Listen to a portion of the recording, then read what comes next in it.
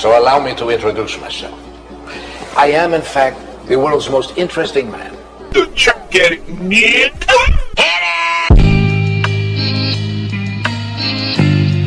Buy that shit, bumbo.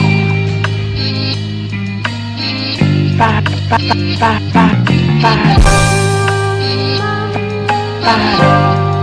Buy that shit, bumbo.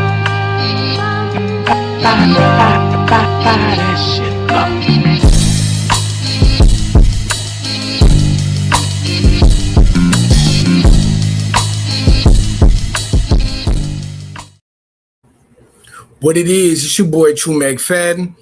Welcome to my first live show. Got a couple things I want to talk about today. First off, we're just gonna jump right into it. If you with me, appreciate you for being here. Don't forget to hit that like button. Don't forget to subscribe. Comment, tell a friend. But yeah, we just want to talk about a few things here. A little bit of the boxing that happened over the weekend. And I'm also going to get into that Jay-Z interview a little bit. But starting out, like I said, I want to talk about some of the boxing that happened this weekend. First off, the Moses Atama versus Jermaine Franklin card. I just want to talk about some of those fights and, of course, the main event. First off, Brad Pauls versus Shaquille Thompson.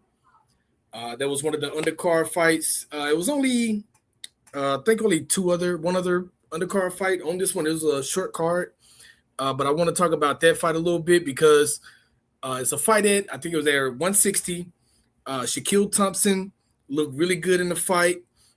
He was winning the fight pretty much the whole time against Brad Pauls, just looking real good. But Brad Pauls was looking, even though he was losing the fight on the cards, he never seemed to get ahead of himself. He never seemed to panic.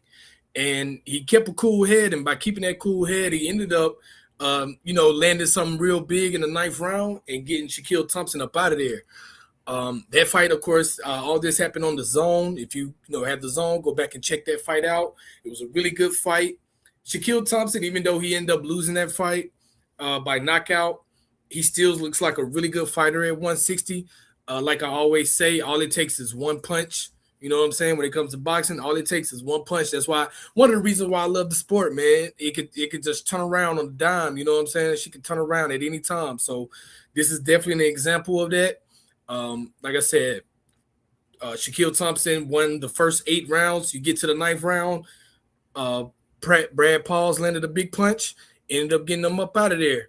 So yeah, congratulations to Brad Pauls on winning that fight. I think the next fight was Ezra Taylor versus Chris Hutchinson. I can't remember his first name. I didn't really get to watch that fight. I was in and out at the time. I had a couple things going on Saturday, but didn't really get to watch that fight. I'm going to go back and check it out once I get a chance. But I definitely watched the main event, which was Moses Atama versus Jermaine Franklin. Now, look, that boy Moses Atama, man. I said before, when I did my prediction, I said, he moves kind of like a middleweight, like he moves like a smaller guy, like a middleweight, welterweight, someone around that area. But he's a heavyweight, and he has hands. Like he has strength of a heavyweight, but he's able to throw good combinations. He's able to move really well. He's not taking a lot of damage, a lot of punishment. He does look like kind of like a young Mike Tyson. Not as brutal with the uppercuts and hooks, but with the dangerous punching, getting your ass up out of there early, and then also being able to move, his movement is really good. He looks like a cheat code, bro. So the heavyweight division, I think he really put him on notice with that knockout win over Jermaine Franklin. Like I said, Jermaine Franklin was a guy, he went 12 rounds with Anthony Joshua. You know what I'm saying? He went 12 rounds with AJ. So, he couldn't even go 6 with Atama. That boy got him up out of there in 5, which, I said I felt like it was going to be over within 6. Got that boy up out that bitch in 5. So, congratulations to Moses Atama. Definitely excited to see what he's going to do next, in the future. Definitely see him being a champion real soon. Or world champion real soon. Next, I want to talk about the Sebastian Fundora and Keith Thurman card. Some really good fights on this card. The first fight I want to talk about was Gergen Big Goog, the Big Goog, Gergen Big Goog, Hovanazian. I think that's how you say his name, Hovanazian. But I'm gonna call him Hove. I'm gonna call him Big Goog Hove. You did? Hey, dude is nice. He got a knockout win over Cesar Navarro. He where he stopped him. I guess I should say he stopped him in the 5th round. This dude is another heavyweight, but this is a heavyweight with really good hands. He's not like moving because I think he was 280 pounds in this fight, 6'7", 280, big ass dude. But his hands, his punches are really nice. Like he's quick. He has quick hands. Of course, he has strong punches. He has a really good jab, and he's able to throw a hook off that jab, a really good hook off that jab, and he has a really strong right hand. And his combinations, you wouldn't expect combinations like that from a dude that big. But man, to the body going back up top, like it was real nice. He looked real good against Cesar Navarro. And he definitely got that stoppage in the 5th. The next fight was that I watched was, and I think I watched pretty much this whole. I didn't watch any of the prelims for either fight. Like I said, I was in and out on Saturday. Had to go get a haircut. Yeah, that's what I did. I went and got a haircut, and I had to go check on, go see my nephew off. His senior prom was on Saturday night, so I went, took pictures with him and stuff like that. So that was really dope. But didn't get to watch as much as I wanted to, so I missed all the prelims. But I definitely watched this full card. I think you pronounce it Yonli Hernandez. He stopped Terrell Gaucher in the 4th round. That was a bad stoppage. Now, don't get me wrong. Hernandez was on his way to knocking Gaucher the fuck out. You feel me? Like he was on his way to stopping him by himself. Like he didn't need the rep to step in and none of that shit. He was on his way to knocking him the fuck out. And if you get a chance, go back and like if you bought the fight or whenever Prime Video has it up where anybody can come watch it, or if you YouTube it, they'll probably have the last little bit on YouTube. Go and look at that last punch he hit. He hit Gaucher with. The referee, bro. I think because he wasn't losing, like he was losing the fight, right? Gaucher was losing the fight, getting his ass kicked. Hernandez was hitting him with some punches, like, bro, like you could tell it was about to get bad. But the ref stopped it too early before he got a chance to really get bad. Like you got to at least let the man be hurt, bro. You got to at least let a knockdown happen or something. But, man, that nigga Hernandez hit that man with a right so fucking hard, bro. The ref just said, you ain't going to keep hitting him like that. You're not going to keep hitting him like that in front of me, bro. Like, no, he stopped the fight. Like, go and see. Like, it's a bad stoppage. But if you see that, if you go back and look at that punch that Hernandez hit him with when the ref stopped it, oh, my God, bro. It was about to go down on that boy. It was about to go down on him, bro. I'm trying to tell you. But, yeah, Hernandez, I think that was my first time seeing him fight. Really exciting fighter. I think that fight was at 160 as well. Yeah, because Carlos Adames fought Gaucher. I watched that fight. So that fight was at 160. So he looks really good there. Definitely looking forward to seeing Hernandez again in the future because that boy was throwing, they call him El Diablo. That boy came out there with a devil mask on and everything. He ain't bullshitting neither. That boy ain't bullshitting, bro. Hey, he hit them. I'm talking, bro. Hey, go check out that last punch. He hit that man so fucking hard, bro. That real for like, nope. This is abuse at this point. Like, you're not gonna keep hitting him like that in front of me. But the next fight was a really good one. Eunice Tellez versus Brian Mendoza. Tellez ended up winning that fight via unanimous decision. But it was a really good fight. It was a little close, a little closer than what I think the judges had a score. I think it was a little closer than that, but because Mendoza did did fight really well. But you could tell Tellez won that fight. You know what I'm saying? Like it was a clear winner, but it was a little closer than what the judges had it. But still, really good, really entertaining fight. Tellez showed it was at the 154. Tellez showed, that he had, some power. He had speed. He's able to keep his head on straight because he took a really bad headbutt in that fight. Really bad headbutt that broke his nose. You know, it was bad. It was a bad headbutt. But you know, after a few minutes getting himself back together, and I want to say he may have lost maybe a round after that. Just still trying to, you could tell he's still trying to get himself back together. But once he got his senses back about him, like yeah, it was a wash after that, pretty much. And then of course our main event. I knew Sebastian Fundora was going to stop Keith Thurman, right? In my prediction video, if you check that out, I predicted it to go later though. I thought I thought Keith Thurman was going to be able to make it to around the 8th or 9th round. But after the fight started, around that 2nd or 3rd round, I was like, yo, Thurman can't do shit in there. Like he can't do anything with this dude. And I mean, it's understandable. I mean, he's 6'6" and still making 154 pounds is crazy at 6'6", but he's making it and he looks good. He looks strong. He has strong punches.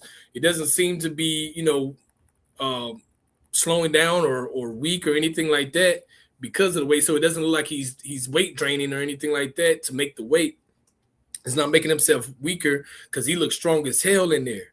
You know what I'm saying? He's in there. I mean, look at Keith Thurman's face after this fight. You feel me? Like he's punishing guys in there. And one thing that I really like about Fundora, that I notice is that every fight he's getting better. You know what I'm saying? That's scary because if you go back and watch, the first time I watched him fight was the first Tim Tszyu fight. If you go back and watch that first Tim Tszyu fight, you will notice that I had Tim Tszyu winning those first 2 rounds of that fight, right? I had Tim Tszyu winning those first 2 rounds easily. But at the end of that 2nd round is when that cut happened. And he had to deal with that cut for the rest of the fight.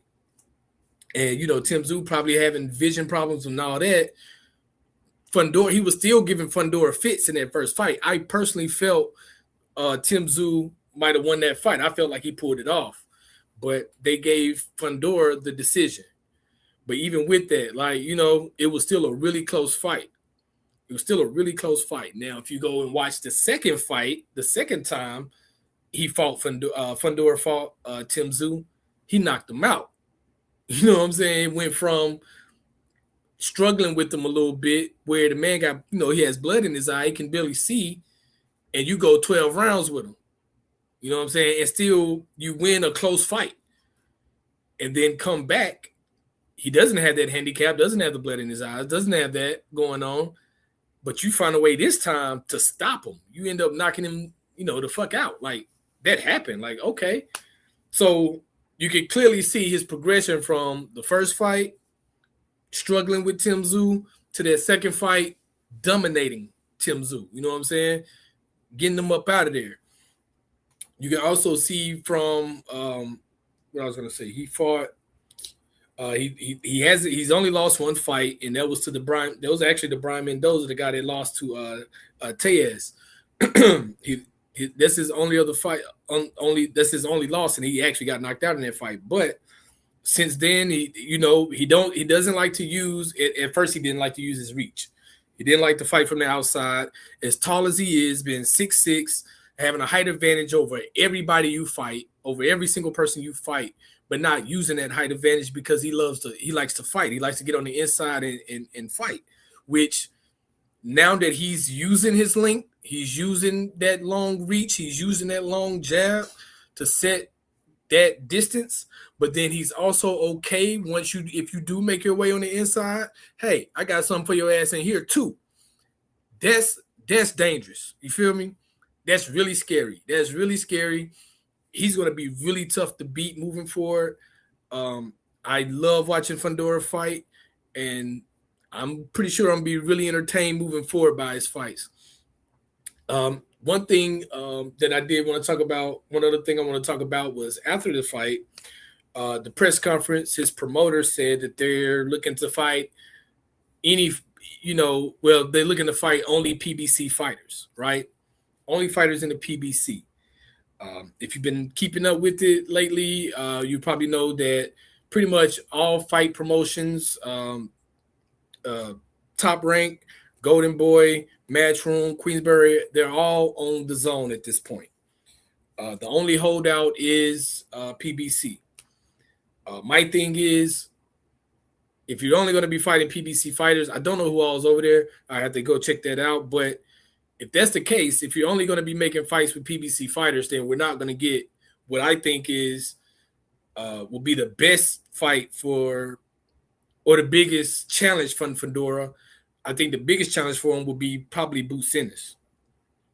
And I say that based off of, in order to get on the inside with Fundora, right? In order to get on the inside with them, you have to have some athleticism. You got to be able to move, and you got to be able to punch your way in.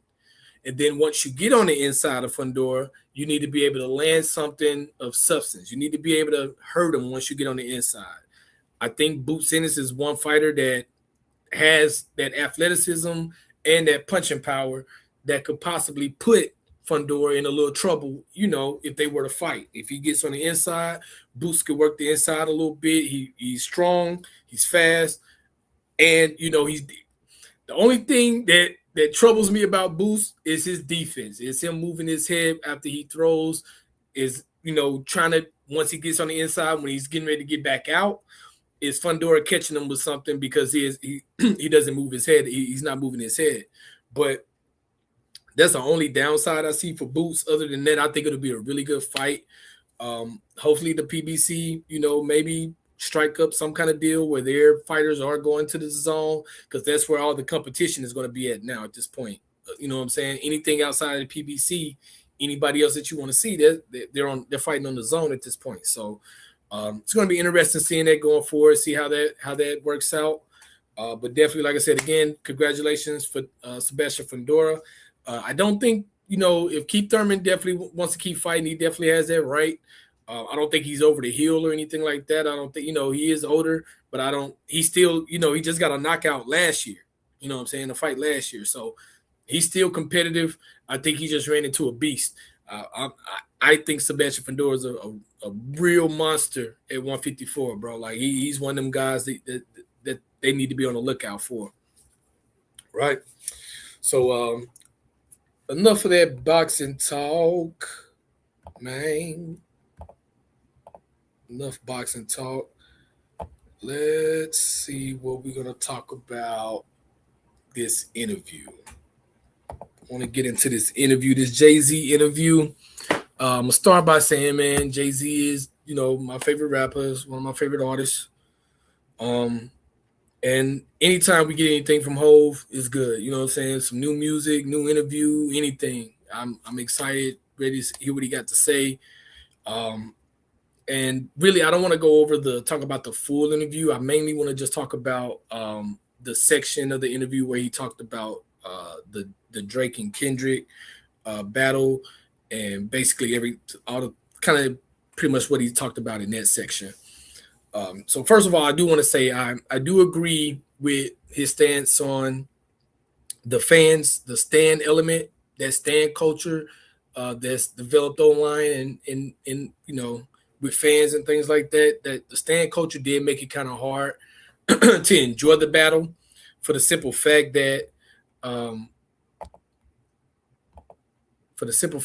you're not we're not able to, what's the word I'm looking for?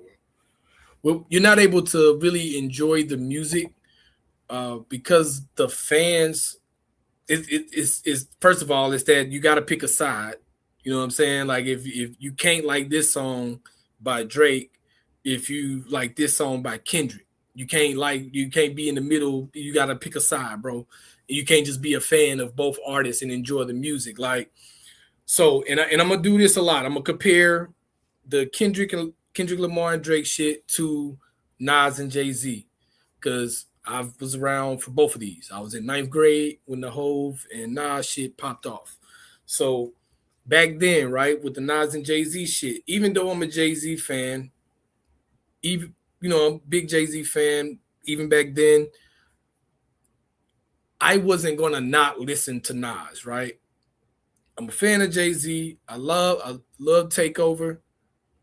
But what I'm gonna look like not listening to Ether, bro? Like I couldn't do it. You know what I'm saying? Like I'm not a fan to where I'm just gonna get rid of my love for music. Like Ether is a dope ass diss record, one of the best diss records ever in the history of ever. And what would I look like, you know what I'm saying, in 26 saying, I was a fan of Jay-Z, so I never even listened to Ether. Like that, you sound like a dumbass, bro. That shit is crazy. And another thing, like, so I definitely agree that the stand fanship shit, that kind of it made it kind of tough. So because you're, like I said, every day online you hear the back and forth about, well, he said this and he said this, but that ain't tight and that ain't tight. When it's like, actually, that shit was dope and that shit was dope. Like, I like both of those, but you can't, you couldn't have a real discussion about it. You know what I'm saying? Without it turning into an argument about you not a real Drake fan then, or you not a real Kendrick fan if you fucking with that song. So the stand element, that shit kind of fucked it up. But I do disagree with what he said about battling no longer being, no longer needing to be part of the culture, right? So he started off by saying there are, 4 pillars of hip hop, 4 foundational pillars of hip hop: breakdancing, graffiti, DJing, and battling. And I disagree with him on this stance. Period. Basically, he was saying how those things are no longer, how breakdancing, graffiti, and DJing are no longer in the forefront of hip hop, right? They're no longer the main things we turn to, or the main thing that comes to your mind when you think of hip hop. Which he's talked about, breakdancing, how that's an Olympic sport at this point. So and he said that's dead. And I'm like, I can't agree with that, bro. Like I can't go there with you, because regardless if they're not even if they're not in the forefront, right? They're still part of it. They're still born of hip hop. It's still part of that genre, part of that culture, part of the invention and what made it great. So to me, breakdancing being an Olympic sport is points to the greatness of hip hop. It points to the longevity and what derived from it and what built it. So now you do get to see the culture on display at an Olympic level. And I can also see where you're like, nah, fuck that, because I can also see the downside of it. But I tend to look at it as a salute, right? Salute to hip hop, bro. Breakdancing is now on a bigger stage. Cool. He talked about graffiti, how that's pretty much a lost art or a dead art because it's now more commercial and more now on display. But it's an art. It's an art form. It's a style. It can't be dead. You know what I'm saying? It can't be dead. It can't go away. It's an art form. It's a style of art that's been put on a higher level. It's more commercial. And that's what's going to happen with things, especially things that we invent. You know what I'm saying? Things that we start, which is American music, period. You know what I'm saying? Rock, country, blues, hip hop, that R&B, that's black people. That's us. Our music moves this country. And it always has. And you can't say that art form that was, popular on trains and walls and it just in the hood, of course they're going to come and take that and make it bigger and start selling it in art galleries and stuff like that. People using it, in everyday art and stuff like, because it's an art form. It's beautiful. So I don't think, even though it's not like a forefront type thing, it's still part of hip hop. It's still a pillar. It's still great. DJing. He gave an example of how, the DJs, when it came to the rap artist, the DJ was the front. It was Jazzy Jeff and Fresh Prince and Eric B and Rakim. You know what I'm saying? But even though the DJs are not at the very front of the rap artist, like a rapper doesn't necessarily need to have his DJ in the forefront of his music, of him rapping. The DJ is still vital. It's still a vital part of being an artist. Like he asks, who's Drake DJ? You don't know who Drake's DJ. Off the top of your head, you probably don't know who his DJ is. Drake know who his DJ is, though. Drake's DJ know who he is. He's very important to Drake. He's very important to the show. He's very important to the mood, setting the vibe before the artist come out, while the artist is out. Like a DJ is very important still. They and you know I think DJ is also morphed into way more than just a vibe, setting the vibe. They make music. You know what I'm saying? They make beats. They produce records. They not only producing and playing the records, they producing them, they making them, they putting them out, they making them hot. DJing is still a vital part of hip hop. I don't think it took a back seat. I just think the position changed. You know what I'm saying? Like DJ is still just as important back then as it is now. You know what I'm saying? And then of course his main thing of saying all that was to say that he feels battling no longer needs to be a main part of the culture of hip hop. And I definitely disagree with that. Like, it's first of all, you can't get rid of it. It's embedded. It's first, you know what I'm saying? Like niggas is making money off of battling. You have battle leagues. That's first of all. You have battle leagues. There's no getting away from battling. Secondly, musicians, rap artists, anybody, motherfuckers is weird, and they're gonna have issues with other people, with other artists. It's gonna happen. You know what I'm saying? Like, even with the Nas and Jay-Z beef, right? He talked about how that was, bubbling under the surface before Summer Jam happened, how it was shots taken at each other. And that eventually just had to happen. Like, it had to come to a head. Like, and it did. It definitely did. Just like him and Nas. Him and Nas had to come. Basically, you have two of the biggest New York artists, right? Two of the biggest New York rappers coming up. They're both out. It's always been talked about who's the best in New York. You know what I'm saying? Who's the best out of New York? And these are the two. Nas and Jay-Z were the two giants. So there was two things that was going to happen out of that situation. It was either going to be one, they were going to come together, do a collaboration, make some music together, show peace. You know what I'm saying? Hey, this is what it is. This is New York. We doing our thing. Nas and Jay-Z, whatever. Or they were going to battle. You know what I'm saying? He was going to get into that sparring with the music, like he was talking about. Luckily, because it really was about the music. You know what I'm saying? It really was about being the better MC, the better artist, the dopest rapper. We got both of those things from Jay-Z and Nas. You know what I'm saying? We got to see these two titans, these two great MCs battle it out. We got to see them go at it. And then in the aftermath, we got to see them shake hands, salute each other. You know what I'm saying? Hey, you dope, I'm dope. We had our thing, but we good now.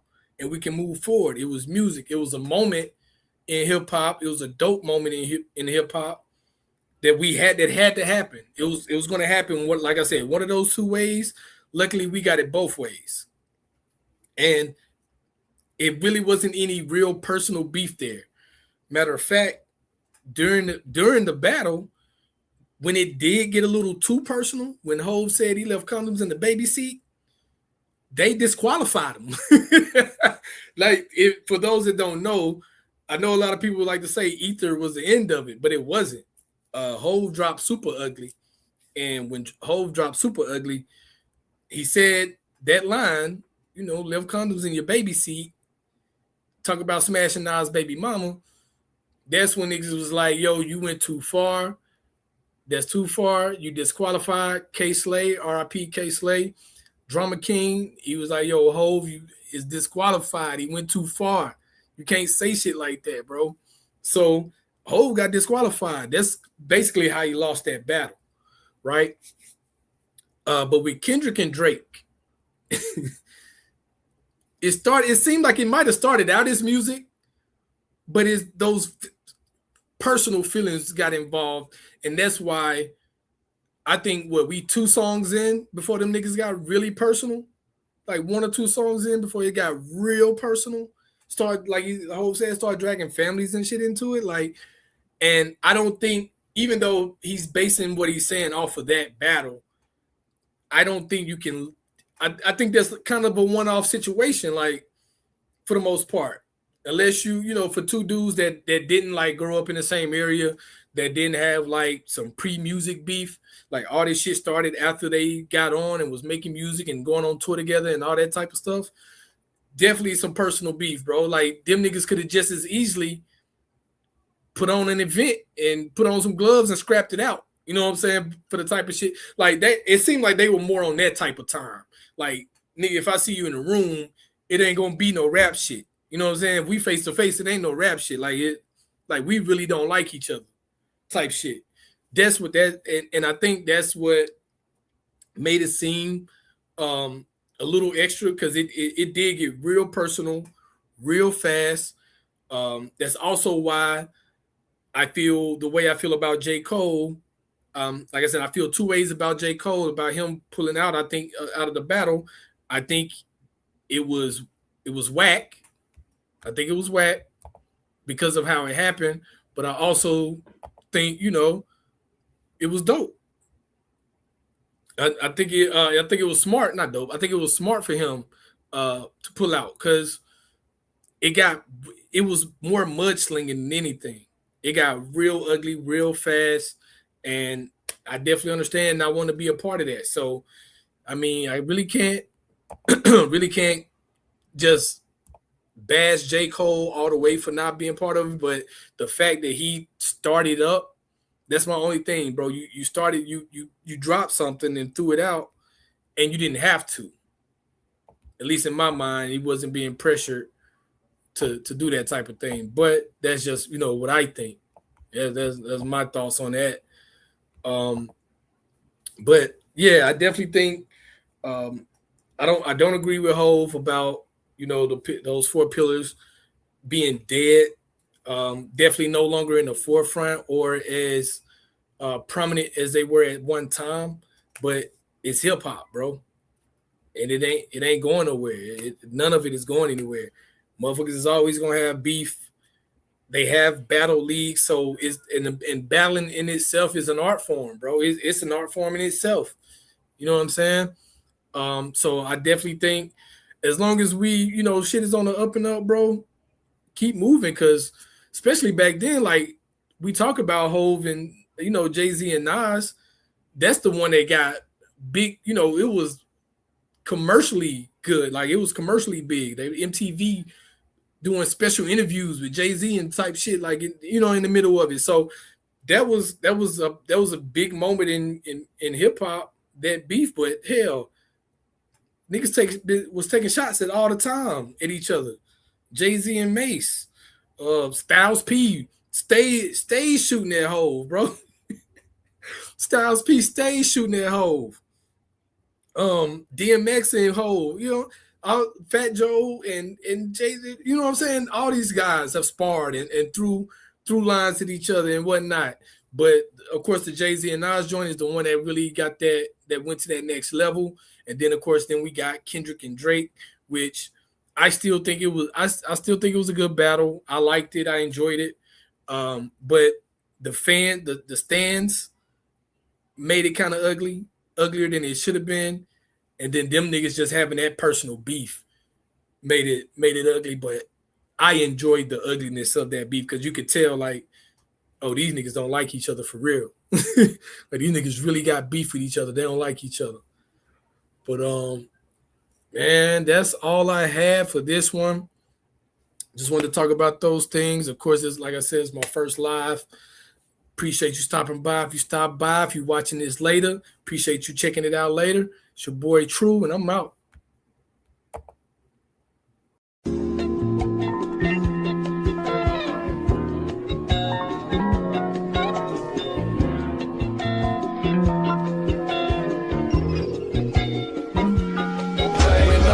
In my room, sometimes I stare at the wall, thinking of ways to get paid. Man, ain't no feelings involved. I got no bitch on my mind. I got some stress on my chest. Shit, I got bills and some debt. Sometimes it's hard to feel blessed. I keep my mind on my goals and I keep my eyes on the prize. I keep a milk chocolate chick with big tits and thick thighs. One roll on the table and I got a glass full of Crown. I gave her vodka and gin. Now all I drink on is brown.